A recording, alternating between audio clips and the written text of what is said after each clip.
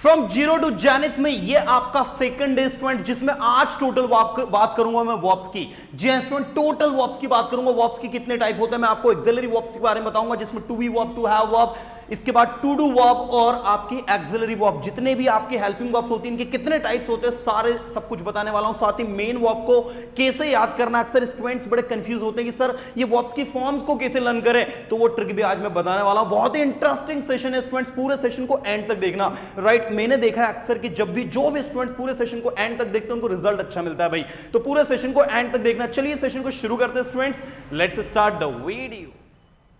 आज आपको पता चलेगा स्टूडेंट्स की टेंसेस में हेल्पिंग वर्ब की क्या इंपॉर्टेंस है, मेन वर्ब की क्या इंपॉर्टेंस है, कौन सी वर्ब के बाद हमें क्या यूज करना, सारी चीजें डिटेल देखने वाला है। सबसे पहले तो मैं आपको बता दूं स्टूडेंट्स, आप लोगों की वर्ब्स के टाइप्स।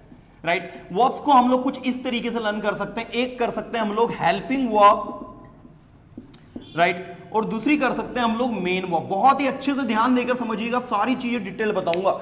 जब बात करते हैं हेल्पिंग वर्ब की स्टूडेंट्स, तो हेल्पिंग वर्ब की अलग अलग कैटेगरीज हो जाती है। एक हो जाती है टू बी हेल्पिंग वर्ब, एक हो जाती है टू हैव हेल्पिंग वर्ब, एक हो जाती है टू डू हेल्पिंग वर्ब, और एक हो जाती है आपकी एक्सिलरी वर्ब। राइट, तो कुछ इस तरीके से आप लोगों की ये चार टाइप जो है हेल्पिंग वर्ब के होते हैं, जो आपको लर्न करना है। अब अगर मैं बात करूं आप लोगों की टू बी वर्ब की, तो टू बी वर्ब क्या होती है, टू हैव वर्ब क्या होती है, टू डू वर्ब क्या होती है, एंड एक्सिलरी वर्ब क्या होती है। कहीं ना कहीं ये एक्सिलरी वर्ब टर्म तो आप लोगों ने सुना ही होगा भाई। तो सबसे पहले टू बी वर्ब की बात करें तो भैया मैं आपको बता दूं कि आपका ये जो इज है, एम है, आर है, ये आपकी होती है टू बी वर्ब। इसका पास्ट होता है वॉज एंड वर, ये आपकी टू बी वर्ब होती है। इसका फ्यूचर होता है विल बी, ये आपकी टू बी वर्ब होती है। इसके अलावा इस टू बी में जब आप आईएनजी लगा देते हैं तो बीइंग एंड बीन, ये भी आपकी जो है टू बी वर्ब होती है। बी में आईएनजी लगाकर बिंग बनाते हैं आप, और ये बीन होता है। ये सबके यूजेस अभी आगे बताऊंगा मैं आपको कि कहां पर कैसे यूज करना है। ये वीडियो कुछ ऐसा वीडियो है जो शायद यूट्यूब के इतिहास में आपको कहीं भी नहीं मिलेगा, ये मेरी 100% गारंटी है। ध्यान दीजिएगा students. So is am are, was were, will be, ये आपकी टू बी वर्ब हो गई।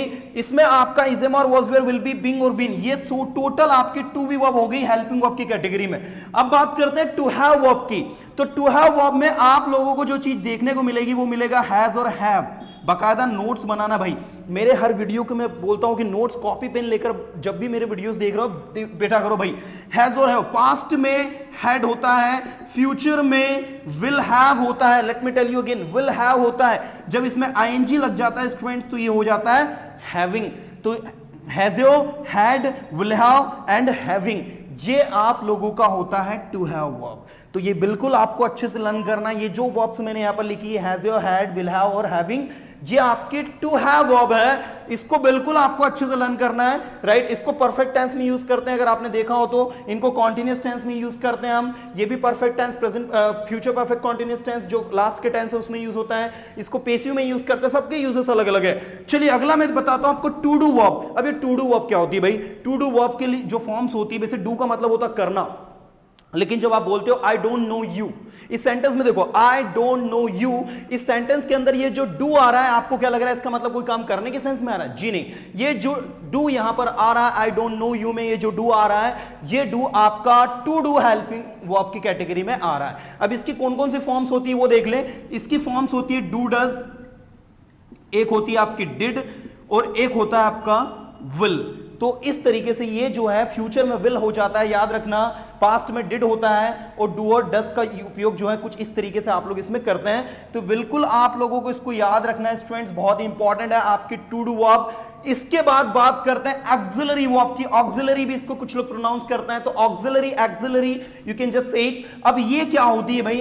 इन्हें हम लोग मोडाल वर्ब भी कहते हैं। अब आप जैसे मैंने वर्ब मोडाल वर्ब लिया तो आपके दिमाग में तुरंत कुछ नाम आ जाते होंगे, कैन, could, may, might, बहुत सारे मोडाल वर्ब है हमारे पास। Can, could, will be able to, should, must, ought to, has to, had to, will have to, used to, need to, dare to, may, might be able to, काफी सारे हमारे पास auxiliary verb होते हैं। तो ये जो ऑक्सिलरी वर्ब होते हैं ना भाई स्टूडेंट्स, याद रखना आप लोग, इनके बाद हमेशा वर्ब की फर्स्ट फॉर्म लगती है। इनके बाद हमेशा वर्ब की फर्स्ट फॉर्म लगती है। Point to be noted, come on. इनके बाद हमेशा जस्ट बाद अगर वर्ब लग रही है, कैन के जस्ट बाद वर्ब लगेगी, आपको याद रखना V1 लगेगा। कुड के जस्ट बाद वर्ब वर्ब लगेगी? V1 लगेगा। तो ऑक्सिलरी वर्ब के जस्ट बाद अगर कोई सी वर्ब लगती है तो वो कौन सी होती है? V1 होती है, राइट। कभी कभी ING भी लगता है, कभी कभी V3 भी लगता है। क्या सिचुएशन होती है आगे बताऊंगा। उम्मीद करता हूं स्टूडेंट सबसे पहले तो आपको हेल्पिंग वर्ब्स के टाइप समझ में आए होंगे। छोटा सा रिवीजन, टू बी पहली type, to have second type, to do third type, auxiliary verb तीसरा टाइप। टू बी में मैंने आपको is am are was were will be के बारे में बताया कि भैया ये होता है, इसके अलावा बिंग और बिन भी होता है, ये भी आपकी टू बी वर्ब में आता है। टू हैव हेल्पिंग वर्ब में has have had will have और हैविंग का यूज होता है। इसके बाद टू डू में टू डज डिड और विल का यूज होता है। ऑक्सिलरी वर्ब में मोडाल वर्ब आप लोगों की जो है कैन, कुड, मे, माइट, ये सारी सब कुछ आपकी ऑक्सिलरी वर्ब होती है। चलिए अब मैं आपको बताने वाला हूं मेन वर्ब्स के टाइप। सो स्टूडेंट्स आप बताने वाला हूं मैं आप लोगों को मेन वर्ब्स के टाइप्स। जी हां स्टूडेंट्स, आप लोगों को बता रहा हूं मैं मेन वर्ब्स जो होती हैं उनके टाइप्स। तो सबसे पहले 3 टाइप को आप ध्यान में रखें। पहला होता है मेन वर्ब में रेगुलर वर्ब्स, नियमित क्रियाएं। दूसरी होती है इर्रेगुलर वर्ब्स, अनियमित क्रियाएं। और तीसरा होता है आपकी सिंपल वर्ब्स, जिनकी फॉर्म्स तीनों एक जैसी होती है। अब रेगुलर वर्ब क्या होती है? ऐसी वर्ब्स जिनके लास्ट में आपको कुछ नहीं करना होता, ईडी लगाना होता है। जैसे देखो प्ले, सेकंड फॉर्म में ईडी लगा देते हो प्लेड। कंसीडर, ईडी लगा देते हो रिकंसीडर, ठीक है। ऐसे ही एप्रिशिएट,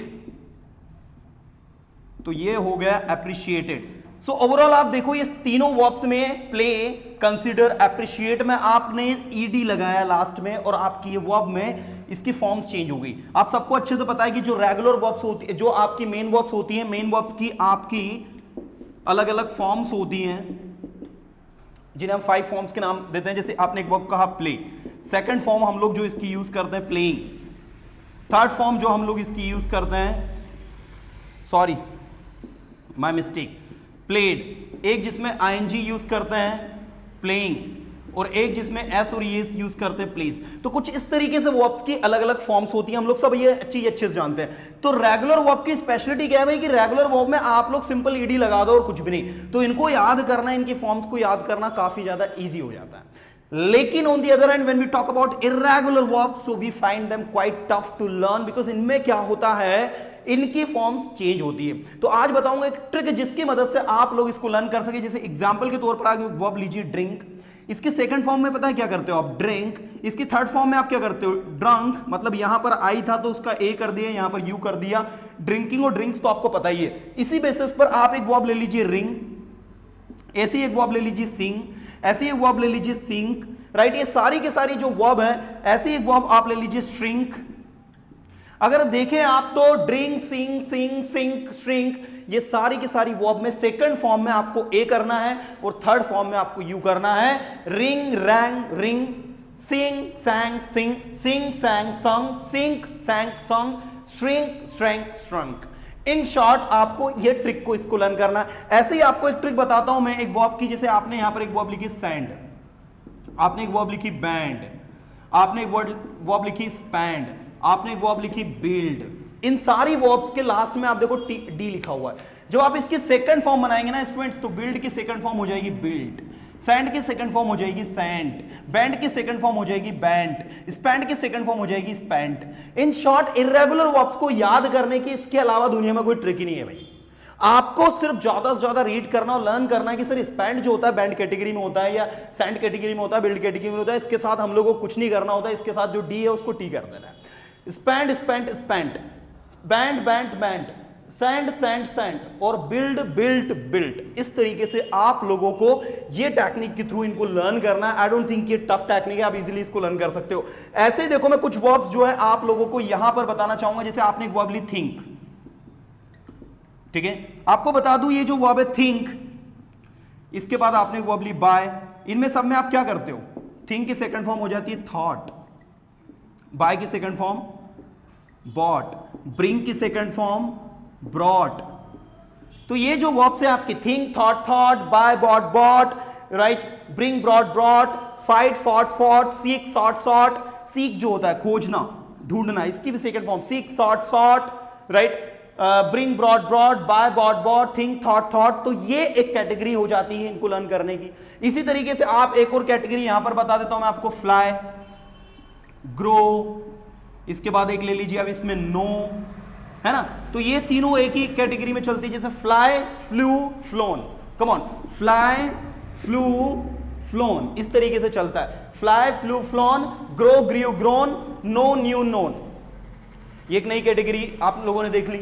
इन शॉर्ट वर्ब को लर्न करने की स्टूडेंट्स ये सबसे बेस्ट ट्रिक है। तो आप लोग क्या करें, सबसे पहले तो हमारे टेलीग्राम ग्रुप से जुड़ जाए। टेलीग्राम के अंदर हम लोगों ने 400 वर्ब्स जो है आप लोगों को सेंड कर दिए भाई टेलीग्राम ग्रुप में। तो सबसे पहले तो आप लोग टेलीग्राम से जुड़कर वो रेगुलर वर्ब और इरेगुलर वर्ब की लिस्ट को ले लें और उनको डेली अपनी रूटीन में लेकर आए। ये नहीं कि डेली में 10 वर्ब याद करूंगा, आपको डेली ये पूरी 400 वर्ब को लर्न करना है। 400 वर्ब को डेली आपको 30 मिनट तक पढ़ना है। जब आप डेली 10 दिन तक 30 मिनट डेली ये 400 वर्ब को पढ़ते रहोगे, ऑटोमेटिक आपकी आंखों के सामने से डेली वर्ब्स जो गुजरेंगी, आपको अपने आप सारी वर्ब स्टूडेंट्स याद हो जाएंगी, आपको पता भी नहीं चलेगा और आपको ये सारी वर्ब याद हो जाएंगी। वर्ब को याद करने की मेरे अनुसार ये सबसे बेस्ट टेक्निक है जो आपकी वर्ब को याद करने में बहुत ज्यादा मदद करती है। तो सबसे इंपॉर्टेंट चीज इनमें सिर्फ एक ही है कि आपको ट्रिक देखना है कि किसमें क्या हो रहा है। तो रेगुलर वर्ब में तो ईडी लगा देना, इरेगुलर वर्ब की ट्रिक्स मैंने कुछ बता दी। ऐसे आप लिस्ट बनाए कि ये वर्ब किस कैटेगरी में जा रही है। कुछ वर्ब तो ऐसी होगी जो किसी कैटेगरी को फॉलो नहीं करेगी, जिस देखो सैड, से का क्या हो जाता है, सेड हो जाता है। अब ये किसको, इसके जैसे कोई दूसरी वर्ब होती नहीं जो ऐसा पैटर्न फॉलो करें। ऐसे देखो, अच्छा वैसे ले होता है, ले, लेड, वो थोड़ा चेंज हो जाता है। इसके बाद एक वर्ब आप देखो, जैसे आपने कहा टेल, इसकी सेकंड फॉर्म क्या हो जाती है, टोल्ड। इन शॉर्ट हमको लर्न करना है कि इसको यूज कैसे करते हैं। Regular verb, irregular verb. और अगर आप बात करें हम लोग सिंपल वर्ब की स्टूडेंट्स, तो सिंपल वर्ब्स बहुत ही ज्यादा आसान होती है। सिंपल वर्ब्स को बताने की जरूरत नहीं है। सिंपल वर्ब्स में आप लोग जो होते हैं, जैसे आपने वर्ब कहा कट, इसकी second form cut, third form cut.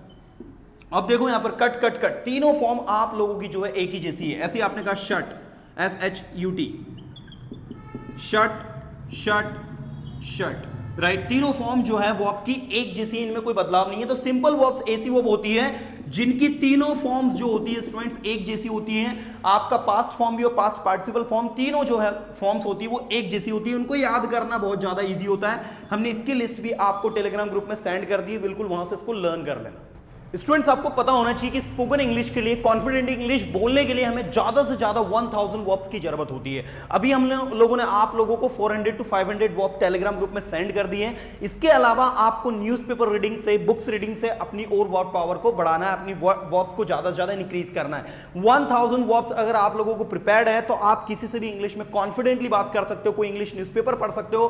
1000 verbs काफी ज्यादा होती है, मैं आपको फिर बता दूं। अगर आप सारी लिस्ट को देखेंगे तो उसके अंदर 1000 बहुत ज्यादा होती है और ये 1000 वर्ब्स पर ही सारा सिस्टम लैंग्वेज इंग्लिश का चलता है। इससे बाहर नहीं। बोलते ना इंग्लिश में 10 लाख वर्ड्स हैं, ऐसा कुछ नहीं स्टूडेंट्स। वो 10 लाख जो वर्ड्स हैं वो अलग अलग स्पीसीज के हैं, वो अलग अलग चीजों के नाम के हैं, लेकिन वोकेबुलरी लिमिटेड है। आपको फिर बता दूं, वर्ड पावर लिमिट है। इसीलिए आप लोग जो हैं अपने कॉन्फिडेंस लेवल को हाई रखें, ज्यादा से ज्यादा मेहनत करें।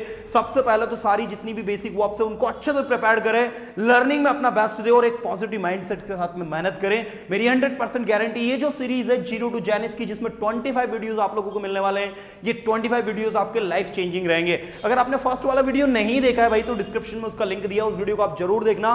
वो वीडियो आपकी बहुत ज्यादा मदद करेगा इंग्लिश को इंप्रूव करने में।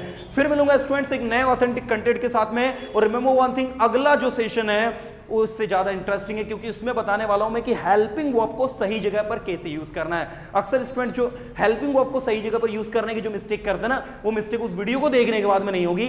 थर्ड सेशन बहुत ही ज्यादा इंटरेस्टिंग है। मिलूंगा थर्ड सेशन में, तब तक के लिए tata bye, have a good day, जय हिंद।